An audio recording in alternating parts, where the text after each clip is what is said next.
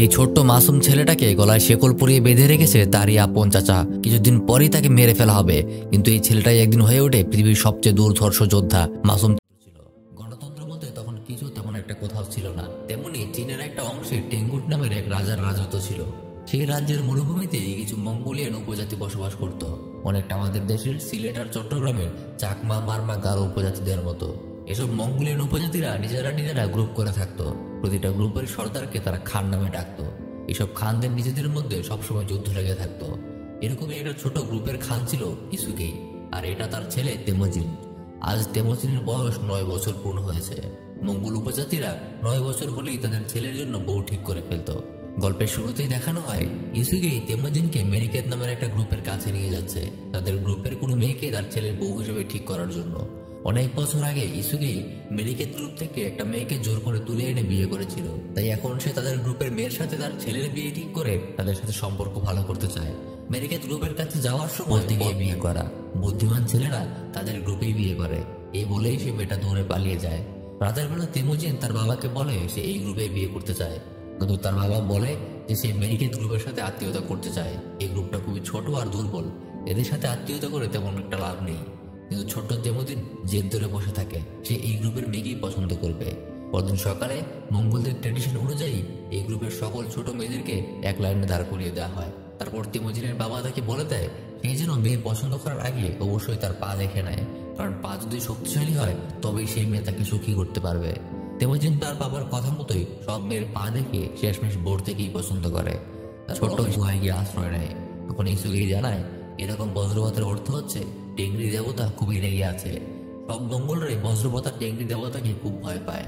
ঝড় বৃষ্টি শেষ হলে পরদিন তারা আবার যাত্রা শুরু করে, কিন্তু পথে এক বিশ্রাম নেওয়ার জায়গায় ইসুগেইদের এক শত্রু গ্রুপের সাথে দেখা হয়ে যায়। দুই গ্রুপ দূরে বসে দুই গ্রুপকে দেখতে থাকে। ইসুগেই সিদ্ধান্ত নেয় সে বিশ্রাম নেওয়ার জায়গায় কোনো রকম যুদ্ধ করবে না। কিছুক্ষণ বসার পরই শত্রু গ্রুপ থেকে একটা লোক এক বাটি দুধ নিয়ে এসে বলে, খান, আমাদের খান আপনার জন্য এটা পাঠিয়েছে। উপহারের প্রতিদান হিসেবে ইসুগেই তাকেও তার দুধটা রেখে নিজে কিছু শুকনো মাংস আর তাদের পক্ষ থেকে কিছু দুধ দিয়ে দেয়। ইসুগেই দুধটা খাওয়ার আগে তাদের গ্রুপের একজন লোক বলে দুধে বিষ আসে কিনা চেক করে দেখে নিতে, কিন্তু ইসুগেই বলে এটা করলে শত্রু গ্রুপের খানের অপমান হবে, মঙ্গলরা কখনোই এরকম করে না। এই বলে সে বিশ্বাসের সাথেই দুধটা খেয়ে নেয়। কিছুক্ষণ বিশ্রাম নিয়ে তারা আবার যাত্রা শুরু করে, কিন্তু কিছু দূর যাবার পরই ইসুগের বুকে ব্যথা হারিয়ে যায়।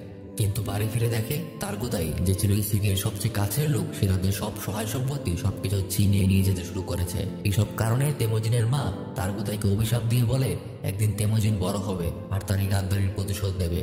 এটা শুনে সে চিন্তা করে তাহলে সে এখনই তেমোজিনকে মেরে ফেলবে। কিন্তু মঙ্গলদের নিয়ম ছিল যদি কারো উচ্চতা তাদের গাড়ির চাকার চেয়ে কম হয় তাহলে কোনোভাবেই তাকে মারা যাবে না। এটা করা মঙ্গলদের কাছে খুবই নিন্দার কাজ।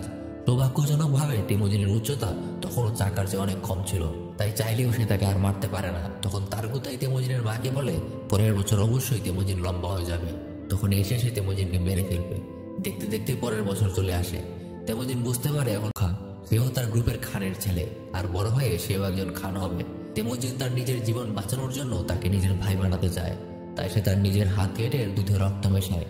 জাবুখাও তার মতো নিজের হাত কেটে দুধে তার রক্ত মেশায়। তারপর সেই দুধ খেয়ে নিজেরাই নিজেদেরকে রক্তের ভাই হিসেবে মেনে নেয়। তেমোজিন কিছুদিন জাবুকার সাথেই থাকতে থাকে, কিন্তু একদিন জাবুকার সাথে ঘুরে বেড়ানোর সময় তার গোদাই লোকেরা এসে তেমোজিনকে দেখে ফেলে আর তাকে জোর করে ধরে নিয়ে যায়। কিন্তু এবারও দেখা যায় তার উচ্চতা গাড়ির চাকার চেয়ে কম, তাই তারা তাকে কৃতদাসের মতো গলায় বেরি পরিয়ে পশুর মতো কাজ করাতে থাকে। ছোট তেমোজিন একসময় ক্লান্ত হয়ে তার গোদাইকে ডেকে বলিয়ে দেয় সে আর খান হতে চায় না, কিন্তু তাও তার গোদাই তাকে ছেড়ে দেয় না, তাকে দিয়ে কাজ করাতেই থাকে। সেখানেই একটা বয়স্ক লোক ছিল যার তেমোজিনকে দেখে অনেক মায়া হয়, তাই সে সবার থেকে লুকিয়ে তেমোজিনের যত্ন নিতে শুরু করে। একদিন হঠাৎ প্রচন্ড ঝড় বৃষ্টি শুরু হয়। গ্রুপের সবাই ভয়ে গিয়ে তাদের তাঁবুতে লুকিয়ে পড়ে। এই সুযোগে সেই বয়স্ক লোকটা তেমোজিনকে মুক্ত করে দেয়। তেমোজিন তার গলায় লোকের সামনে পড়ে যায়। তাদেরকে দেখেই সে দৌড়াতে শুরু করে, কিন্তু কিছুক্ষণের মাঝেই তারা তাকে ধরে ফেলে। তারপর তাকে দড়িতে বেঁধে টেনে টেনে আবার তাদের কাছে নিয়ে যায়। তার গোদাইয়ের হত অত্যাচারের পরেও তেমোজিন তার প্রতি নরম হচ্ছিল না, বরং উল্টো তাকে গালি দিচ্ছিল। তাই তার গোদাই ঠিক করে সে তেমোজিনকে একবারে মেরে ফেলবে না, বরং তাকে কষ্ট দিয়ে মারবে। সে আবার তার গলায় বেরি পরিয়ে তাকে আটকে রাখে। এইবারও সেই বয়স্ক লোকটা এসে তার যত্ন নিতে থাকে। রাতের বেলা তেমোজিন বুদ্ধি করে তার পাশে থাকা গার্ডকে রাগিয়ে তোলে। তারপর গার্ড রেগে গিয়ে তার কাছে আসলে সে তাকে মেরে তার কাছ থেকে চাবি নিয়ে তার বাদন খুলে সেখান থেকে পালিয়ে যায়। এবার সারা রাত দৌড়ানোর পর সকালবেলা এক লোকের সাথে তার দেখা হয়। লোকটা তেমোজিনকে খুব ভালোভাবেই চিনত, আর সে তেমোজিনের বাবা ইসুগেইকে খুব পছন্দ করত। তাই সেই লোক তার বিড়ি খুলে দিয়ে তাকে একটা ঘোড়া আমেরিকান গ্রুপের লোকেরা তাদের উপর আক্রমণ করে। তেমোজিন তার বউকে নিয়ে ঘোড়ায় করে পালাতে থাকে, কিন্তু হঠাৎ পেছন থেকে তীর মারলে সেটা গিয়ে তেমোজিনের পিঠে লাগে। তেমোজিন ঘোড়ার উপর দুর্বল হয়ে পড়ে যায়, তাই তার ঘোড়াটাও থেমে যায়। বোর্তে তাকে বাঁচাতে ঘোড়ার পেছনে বাড়ি দিয়ে নিজেকে আমেরিকান গ্রুপের কাছে সঁপে দেয়। তারা বোর্তের গলায় দড়ি বেঁধে তাকে ধরে নিয়ে যায়। এদিকে তেমোজিনের ঘোড়াটা তেমোজিনকে নিয়ে তার বাড়ি ফিরে আসে। তেমোজিনের মা আর বোন তাকে চিকিৎসা করে সুস্থ করে তোলে।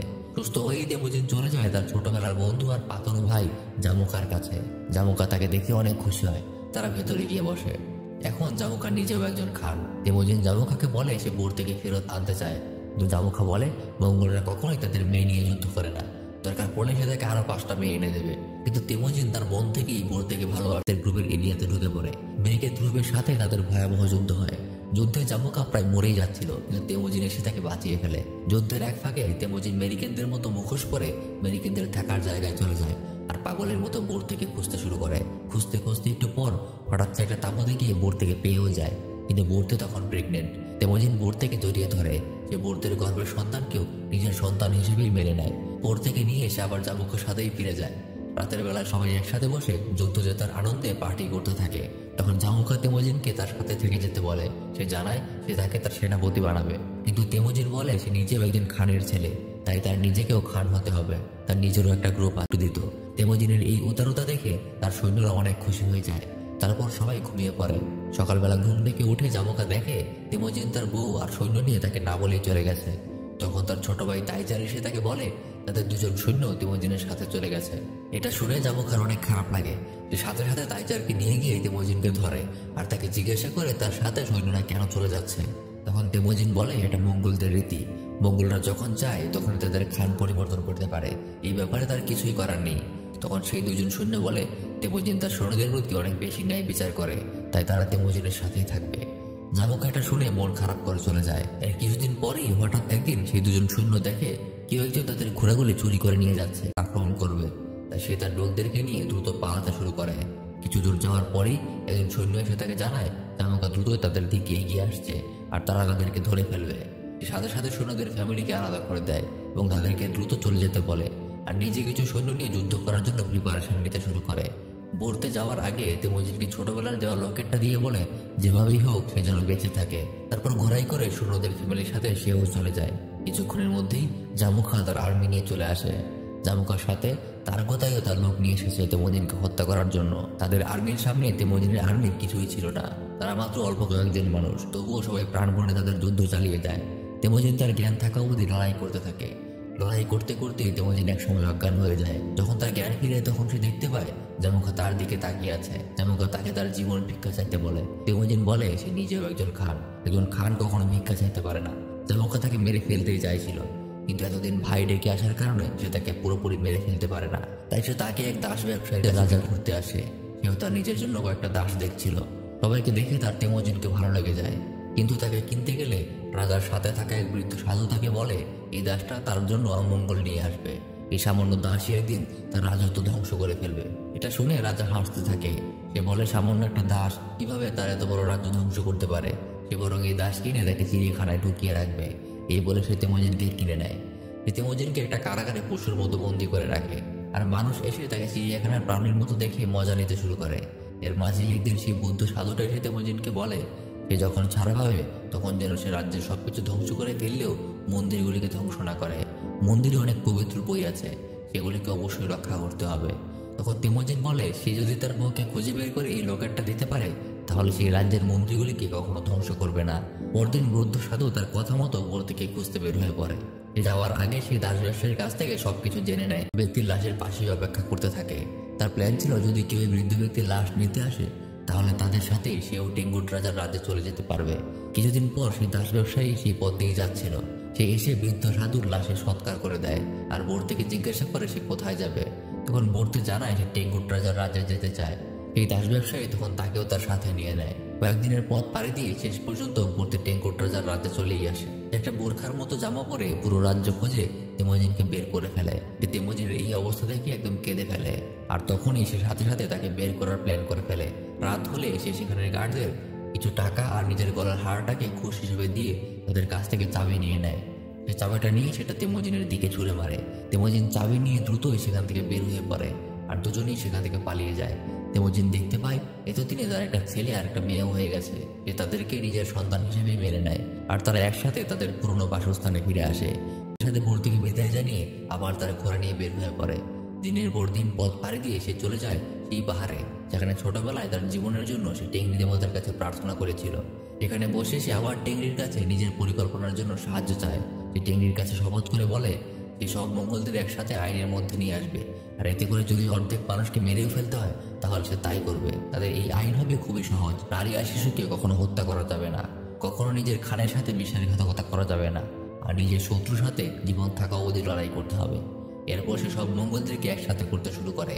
এভাবেই আরো অনেক বছর কেটে যায়। চলে আসে সাল 1196, আর এতদিনে তেমোজিন অনেক গ্রুপকে একসাথে করে ফেলেছে। তেমোজিনের এখন বিশাল এক আর্মি আছে, কিন্তু তার এই মিশনে সবচেয়ে বড় বাধা হয়ে দাঁড়ায় তার এই ভাই জামোখা। জামোখা এতদিন এক বিশাল আর্মি বানিয়ে ফেলে, টেংরি দেবতা তাদের সাথেই আছে। তার স্ট্র্যাটেজির কারণে কম মানুষ নিয়েও তেমোজিন যুদ্ধটা জিতে যায়। যুদ্ধ শেষে এবার সময় আসে বিচার করার। তেমোজিনের যেহেতু উদ্দেশ্য ছিল সকল মঙ্গলদেরকে একত্র করা, তাই সে সব শত্রু সৈন্যদেরকে একবারে মাফ করে দেয়। সৈন্যরা তেমোজিনের এই উদারতায় মুগ্ধ হয়ে তাকেই তাদের নতুন খান হিসেবে মেনে নেয়। ফাইনালি সেই সময়টা আসে যখন যুদ্ধে জেতা তেমোজিন আর হেরে যাওয়া জামোখা একসাথে বসে। তেমোজিন এসে জামোখাকে জিজ্ঞাসা করে, আমার জায়গায় তুমি হলে কি করতে?